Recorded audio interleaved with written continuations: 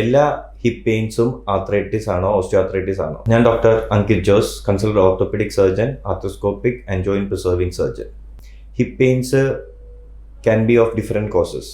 ഫീമറോ അസ്റ്റാബുലർ impingement അതിലൊരു പ്രധാനമായ ഒരു കോസാണ്. എന്താണ് ഫീമറോ അസ്റ്റാബുലർ ഇംപിഞ്ച്മെന്റ്?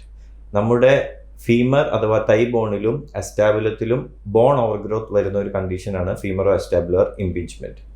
എന്താണ് അതിൻ്റെ ഒരു ക്ലിനിക്കൽ ഫീച്ചേഴ്സ്? എങ്ങനെയാണ് നിങ്ങൾക്കത് ഉണ്ടെന്ന് അറിയുന്നത്?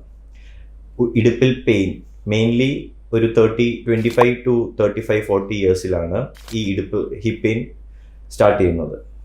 മെയിൻലി ഇരുന്നിട്ട് എണീക്കുമ്പോൾ അല്ലെങ്കിൽ കാറിൽ നിന്ന് ഇറങ്ങുന്നത്, സിറ്റിംഗ് പൊസിഷനിൽ നിന്നും സ്റ്റാൻഡിംഗ് പൊസിഷനിലോട്ട് വരുമ്പോഴാണ് ഇങ്ങനെ ഒരു പെയിൻ അനുഭവപ്പെടുന്നത്. It can be A dull aching pain, അല്ലാതെ കോൺസ്റ്റന്റ് പെയിൻ ആയിട്ട് പ്രസൻറ്റിങ് കുറവാണ്. എന്താണ് അതങ്ങനെ ഒരു പെയിൻ ഉണ്ടെങ്കിൽ നമ്മൾ എന്താണ് ചെയ്യേണ്ടത്?